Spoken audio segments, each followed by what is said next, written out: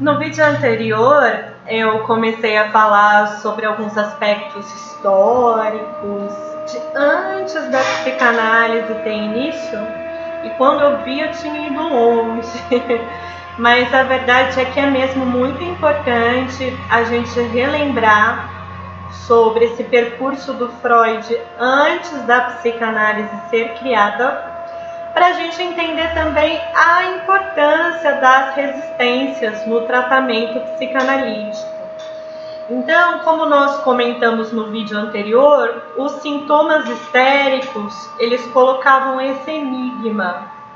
Como que um sintoma sem uma causa orgânica e fisiológica podia se estabelecer ali e gerar tanta dificuldade, tanto sofrimento na vida das pessoas? O quanto esses sintomas histéricos, que muitos médicos profissionais diziam que não é nada, porque a gente faz exame e não descobre nada, a gente analisa as razões biológicas e não descobre nada.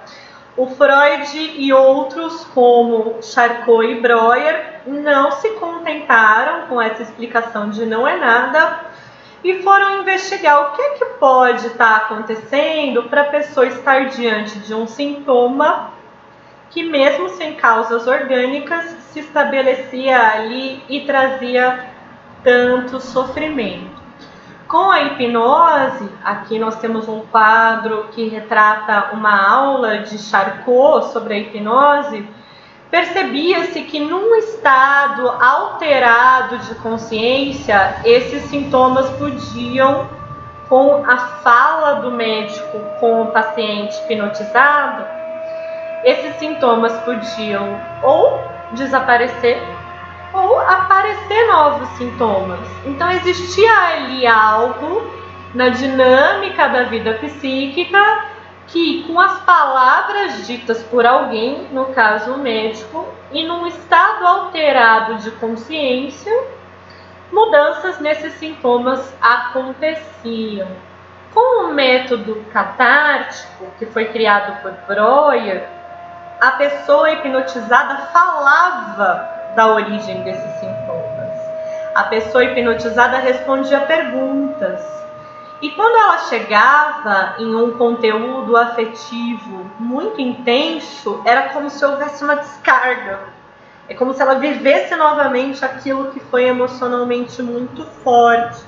Então tinha essa ideia de que os sintomas podiam estar relacionados a um conteúdo que foi tão intenso, que quando a pessoa não consegue expressar diretamente, quando a pessoa não consegue expressar em palavras, se torna um sintoma. E o método catártico atuaria justamente na pessoa conseguir falar, conseguir colocar em palavras. Pois é, mas no método catártico, para a pessoa conseguir colocar em palavras, ela estaria hipnotizada. E o Freud, ele pensava assim, que a hipnose era um processo passivo, né? Não era o próprio paciente chegando. E além de quando retornava do estado hipnótico, a pessoa não lembrava do que aconteceu, não lembrava do que ela tinha respondido, era como se fosse grego, né? O que ela mesma, era outra língua, o que ela mesma tinha dito. Além disso, era comum que os sintomas, depois de um tempo, retornassem ou novos sintomas aparecessem.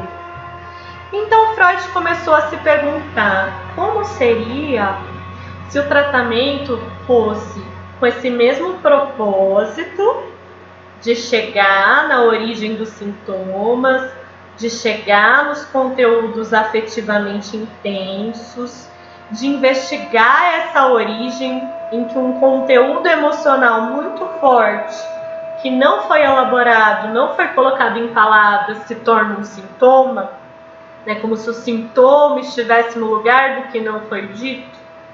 E se a gente tentar colocar esses conteúdos emocionais em palavras com a pessoa consciente, o que será que acontece? E então Freud começa, sem a pessoa estar hipnotizada, a fazer perguntas e perguntas e perguntas. Até que uma paciente diz: não, me deixa falar. Né? E a partir daí eu vou colocar um link abaixo, que é da nossa aula, lá de teoria psicanalítica, sobre o início da psicanálise, que aí quem quiser pode ver esse percurso novamente com calma. E aí surge a regra fundamental da psicanálise. E a regra fundamental da psicanálise é: fale o que vier ao pensamento. Então, com esse mesmo propósito de investigar as origens, de investigar que conteúdos emocionais, que conteúdos afetivos podem estar na origem dos sintomas, o caminho agora é que a pessoa fale o que vier ao pensamento. Mas o que acontece quando a gente pede para uma pessoa falar o que vem ao pensamento?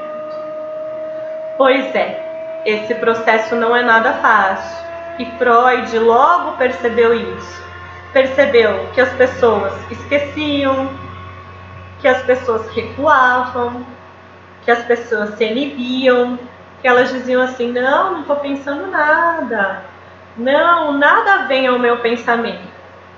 Outra coisa que Freud percebeu é que quando ia chegando perto de um conteúdo afetivamente intenso, a pessoa se distraía, a pessoa fala: nossa, do que eu estava falando mesmo? Nossa, por que eu estou falando disso? Nossa, ou mudava de assunto de repente. Ou seja, parece que essa tal de associação livre não ia funcionar, né? Porque as pessoas não conseguiam associar livremente. Você pede para uma pessoa falar o que vem ao pensamento, a pessoa não consegue. Como é que você vai seguir uma proposta de um tratamento em que o que você pede para a pessoa fazer, que é falar livremente, ela não faz? Né? Ela começa a falar livremente e esquece.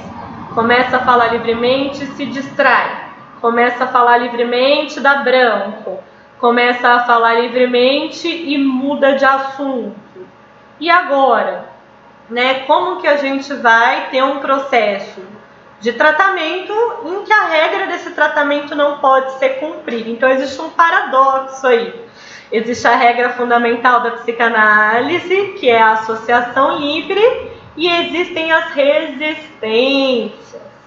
As resistências, então, significa que quando existe a proposta de que a pessoa fale o que vier ao pensamento, coloque em palavras o que quer que ela esteja pensando, o que quer que ela esteja sentindo, o que quer que ela imagine, o que quer que passe pelo pensamento dela, ela acaba recuando, né? Seja por não lembrar, seja por se inibir, seja por se incomodar, mudando de assunto, dizendo que não vai falar e assim por diante.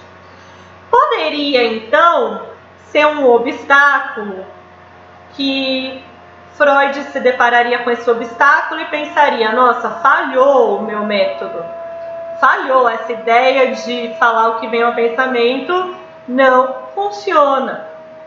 Então a resistência, sem dúvida, foi o principal obstáculo que Freud se deparou. Enquanto hipnotizadas as pessoas respondiam, quando abandona a hipnose, Freud vê que é muito mais difícil as pessoas falarem, principalmente quando elas começam a falar de algo que é emocionalmente forte, algo que é afetivamente intenso, algo que é significativo ali naquela dinâmica afetiva, emocional e psíquica. E aí, né, se quando está chegando de um conteúdo significativo a pessoa recua, né, não adiantou nada ter abandonado a hipnose, só atrapalhou. Só que a gente lembra, né? Vou colocar abaixo o link da nossa aula sobre o início da psicanálise. A psicanálise começa justamente quando Freud abandona a hipnose. E quando Freud se depara com essas resistências, ele poderia ter falado: essa história de associação livre não vai dar em nada não. Essa história de associação livre tem um grande impedimento, um grande obstáculo, que é: as pessoas não conseguem falar livremente o que vem ao pensamento. As pessoas não estão abertas para falar sem censura, sem filtro, sem controle. Mas tem uma reviravolta aí. E a reviravolta é, ao invés de desistir diante das resistências, ao invés de falar não está funcionando, tentar entender por que essas resistências existem. Por que as pessoas erguem barreiras?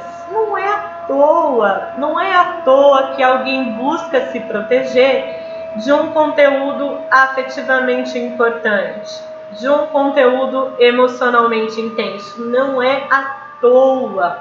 Ao longo da história de vida são construídas barreiras, são erguidas barreiras, justamente porque caso a pessoa tivesse um contato fácil e direto com esses conteúdos, isso seria muito custoso emocionalmente, muito custoso psiquicamente. Então, ter barreiras ali, ter uma dificuldade para entrar em contato com esses assuntos, com esses conteúdos, fornece dicas, fornece pistas do quanto esses conteúdos são importantes. Então, ao invés de, ao ver o paciente resistindo, falar, esse método não funciona, ao ver um paciente resistindo, a gente fala, deve ter algum conteúdo importante por aí. Essa forma de resistir pode ser uma pista de que tem algum conteúdo importante por aí. Então, ao invés de olhar a resistência como um impedimento, como algo que trava, que barra, que obstrui a análise, olhar para a resistência como é por ali que nós vamos. Eu preciso ter uma atenção mais aguda, mais sensível a esses pontos em que a pessoa resiste.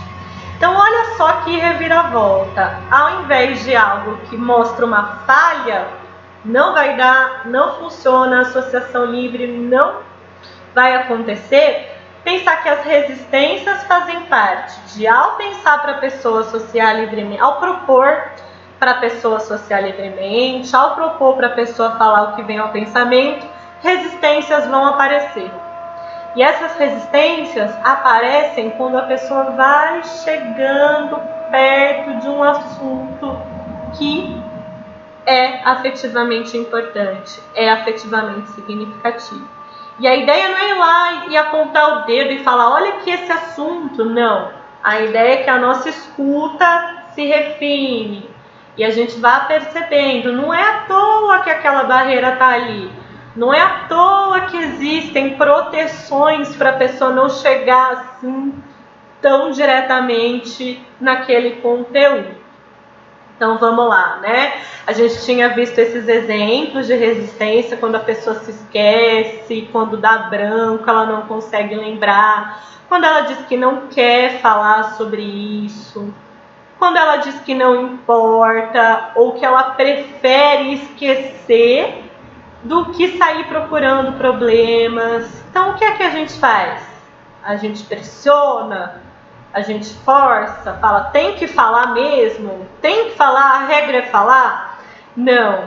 A gente escuta e numa escuta atenta e sensível, a gente reconhece que se existem resistências para entrar em contato com esse assunto, pode ser que esse seja um assunto significativo.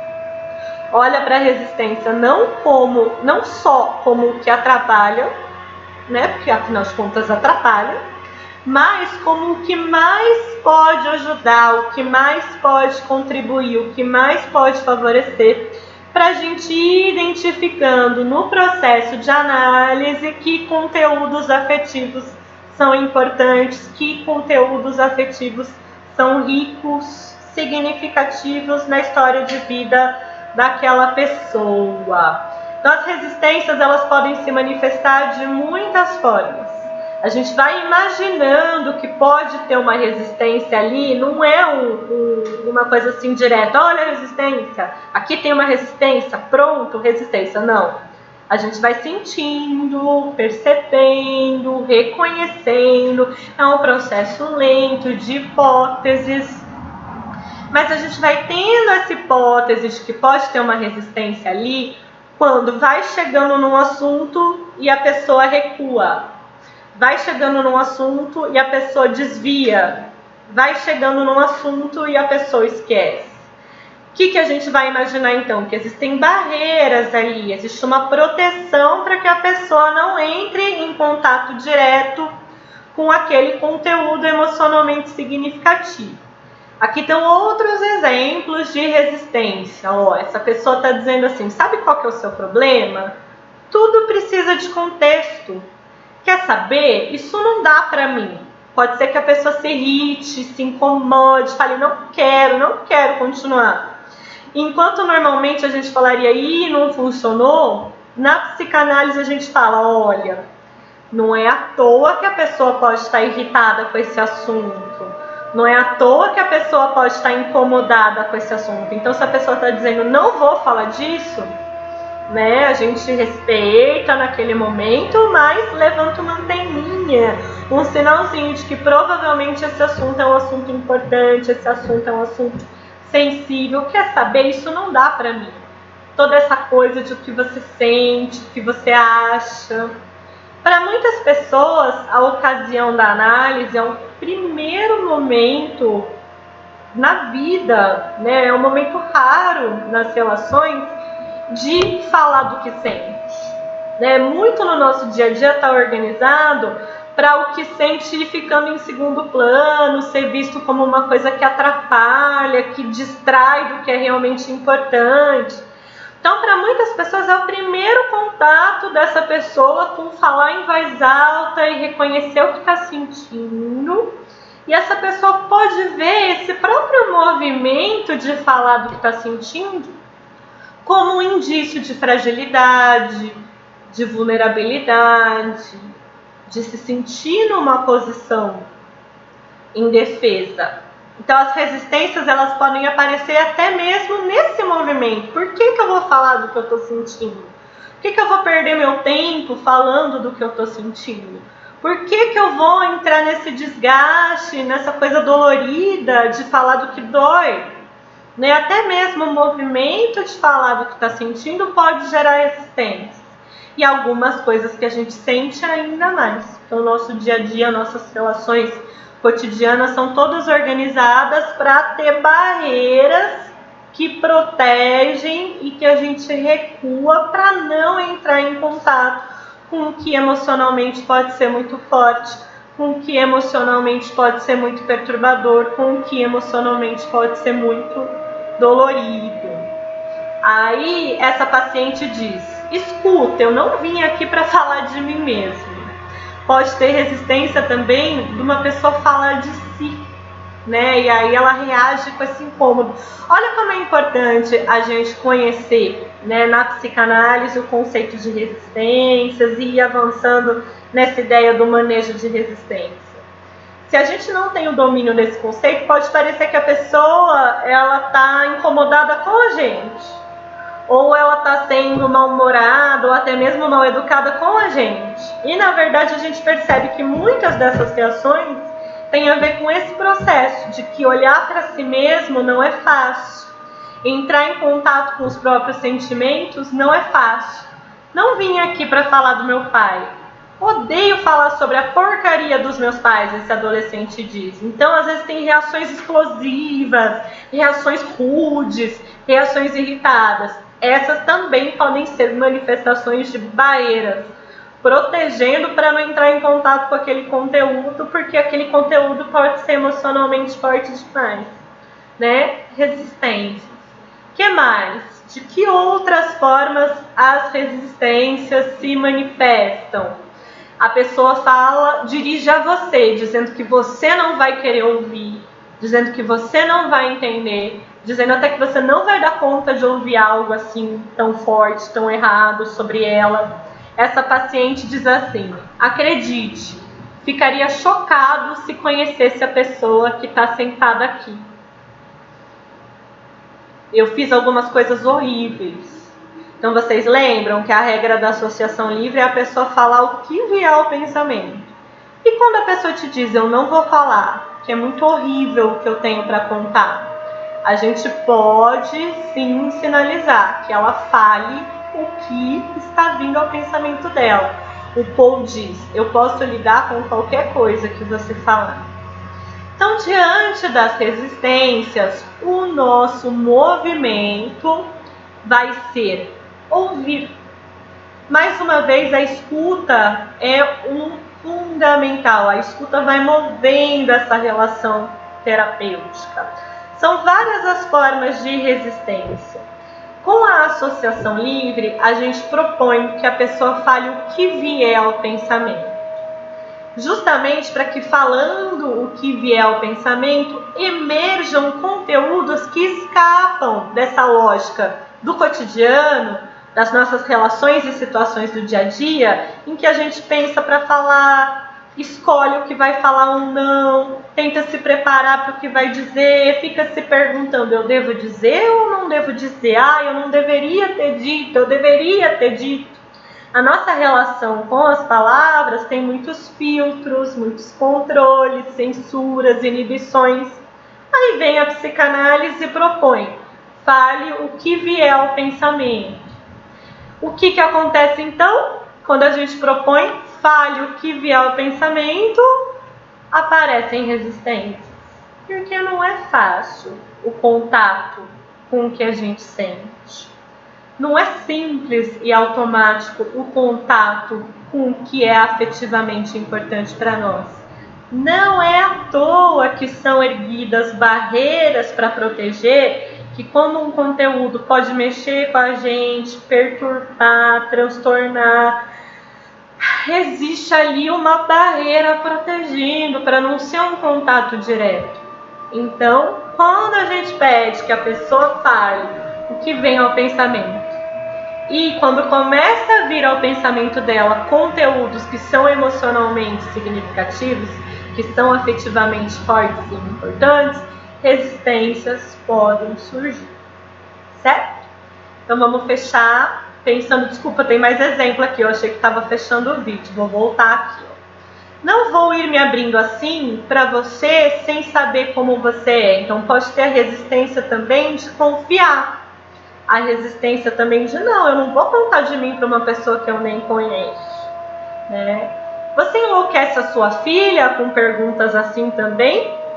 Olha como algumas resistências podem até soar como um ataque, porque a pessoa tem uma implicância, a pessoa faz uma certa acusação, uma cobrança, né? Na relação com o terapeuta, a resistência pode surgir. Estou pagando por isso, né? A própria questão do dinheiro, de ir lá e falar, você como terapeuta pode ter resistências também. Então é importante a gente reconhecer que o jeito de se dirigir a nós, o jeito de se dirigir a terapeuta, o jeito às vezes rude, às vezes irritado, incomodado, pode ter a ver com resistências também. Cheguei aqui no conceito para a gente fechar o que são as resistências.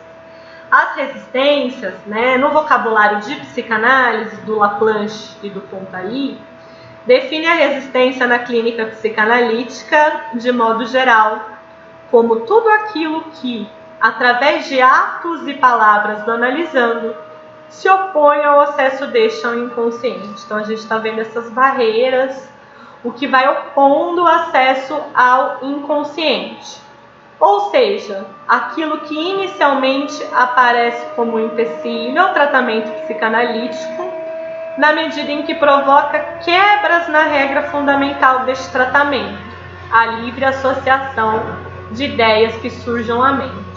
Então tem a proposta da associação livre. Diante dessa proposta de associar livremente, tem alguma coisa ali que atrapalha, que impede, surgem as resistências. E é olhando para as resistências, para esses obstáculos que elas apresentam, que a gente vai entendendo melhor como é a dinâmica da vida psíquica e vai entendendo melhor que não é tão fácil nem tão simples o acesso a conteúdos inconscientes. Então foi olhando para as resistências e não desistindo diante das resistências que Freud, criando a psicanálise, foi percebendo a importância que conteúdos inconscientes têm na nossa vida e a importância que esse acesso, que não é simples, não é fácil, não é direto, esse acesso que precisa de escuta, de tempo, de sensibilidade, foi assim que Freud foi olhando e vendo o quanto o processo de análise requer todo um cuidado para o acesso aos conteúdos, que não é à toa estão com suas barreiras, não é à toa estão com seus mecanismos de proteção, de defesa, não é à toa que há resistências ali, pensando nessa dinâmica da vida psíquica, na importância dos aspectos inconscientes. Ok?